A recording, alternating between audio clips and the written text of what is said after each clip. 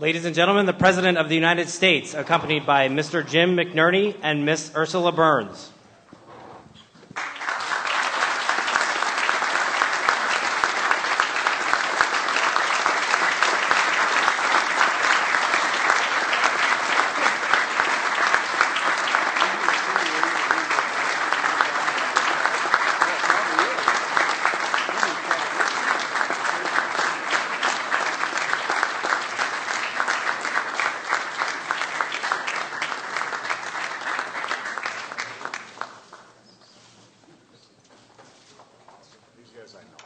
Everybody, please have a seat. Have a seat.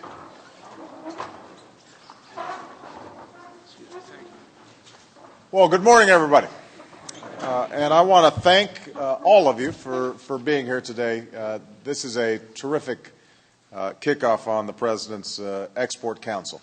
And I want to thank the Cabinet Secretaries, the senior officials in my administration who are here and have helped to pull this together.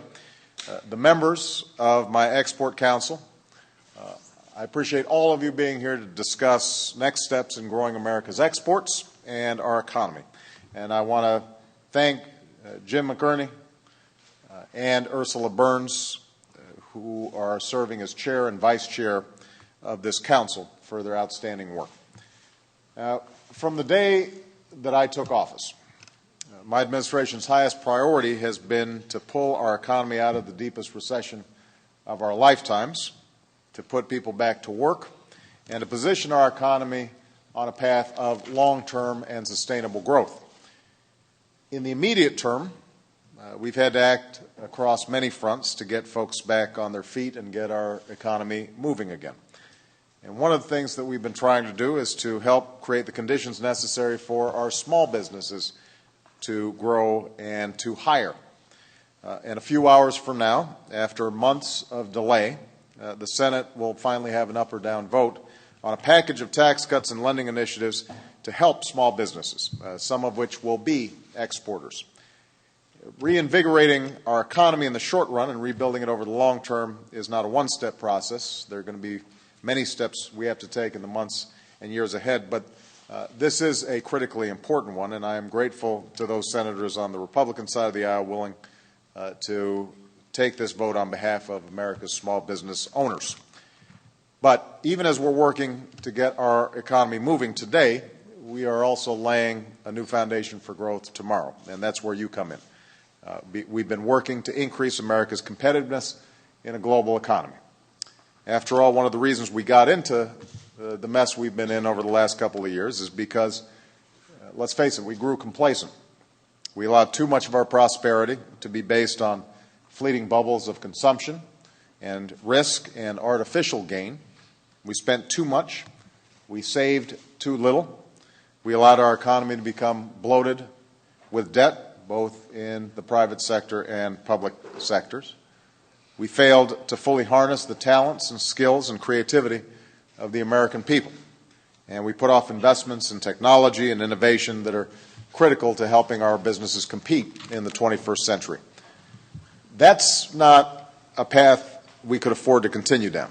And that's why we've been working so hard to try to reverse those trends.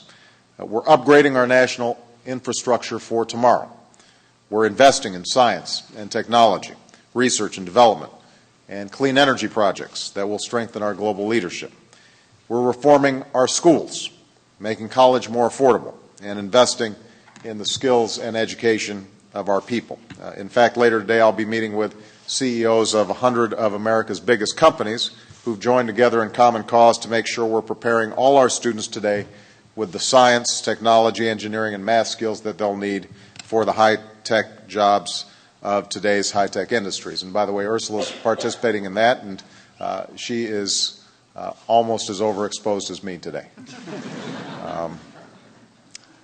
Because the best way we know to compete and win in the global marketplace is by doing what we do best, harnessing the talents and ingenuity of our people to lead the world in new industries.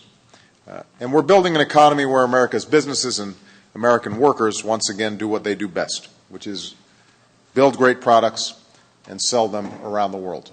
We were just talking before we came in, and one of the things that I think is so critical is to realign the interests of business and workers here in America so that everybody's fighting on the same side. Everybody is out there with a united front competing to make sure that America succeeds. In this year's State of the Union address, I set a goal for America. We will double our exports of goods and services over the next 5 years. Because the more American companies export, the more they produce. And the more they produce, the more people they hire. And that means more jobs. Good jobs that often pay as much as 15% more than average. The world wants to buy goods and services made in the United States, and our workers are ready to produce them. That's why 6 months ago we launched the National Export Initiative, the first ever government-wide export promotion strategy with focused attention at the presidential and cabinet level. America is going to bat as a stronger partner and a better advocate for our businesses abroad. We're increasing trade missions. We're removing barriers to help businesses gain a foothold in new markets. We're increasing export financing for small and medium-sized businesses. We hope to move forward on new trade agreements with some of our key partners in a way that doesn't just advance the interests of our businesses, workers and farmers, but also upholds our most cherished values. And finally, we continue to coordinate with other nations around the world to promote strong, balanced, and sustainable growth. So we're 6 months into what's going to be a 5-year-long process. And despite some strong economic headwinds this year, we've already seen some progress. Obviously, working off a low baseline given the crisis last year, exports are expected to be up, but we're very pleased to see that they're up 18% to where they were a year ago.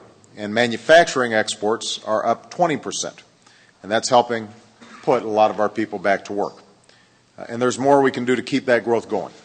Yesterday, my export cabinet submitted a report detailing the progress that's been made and additional steps that our agencies intend to take to deliver on our goals. And I look forward to seeing these steps implemented. It's also why 2 months ago I announced the formation of this council to seek the expertise of private sector business and labor leaders who know what it takes to succeed. Earlier this morning, in a meeting with Vice President Biden as well as Jim and Ursula about some of the recommendations you've devised, we were encouraged that we think we can move forward rapidly on some of these fronts. And we're pleased to see the fresh and innovative strategies that we can pursue to help small and medium-sized companies sell their goods and services abroad. With companies like yours in mind, we've been looking at our export control system and working to streamline the process in a manner that helps our high-tech companies stay competitive while strengthening our national security. We're also working to resolve outstanding issues with our free trade agreements with our key partners, like Korea, and to seek congressional approval as soon as possible.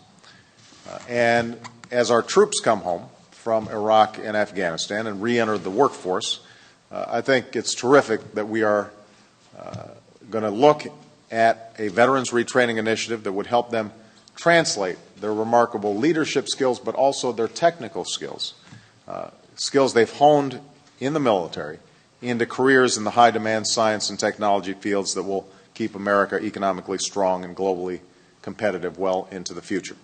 So these are some of the steps we'll pursue to double America's exports over the next 5 years. When I made this initial announcement, some were skeptical, but the truth of the matter is that if we are increasing our exports by 14-15% per year, something that is achievable, then we can meet our goal.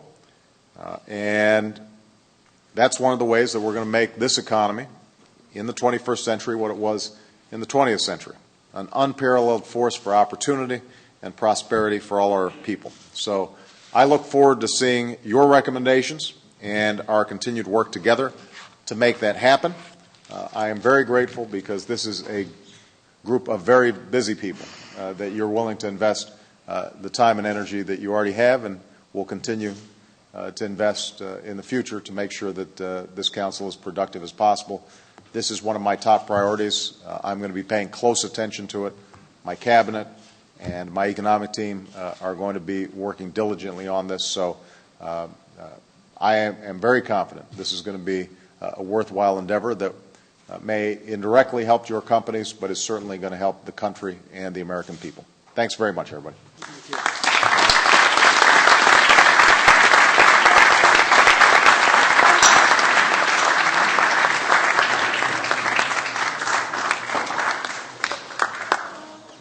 So you're going to come back later? Yes.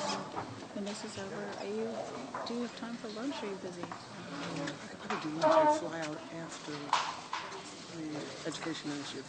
You want to have lunch? Yeah, we'll see. Send it to Yeah. us? Because you guys are finished like around 11:30? 11:30. I'll have somebody slip you a note. We'll figure it out.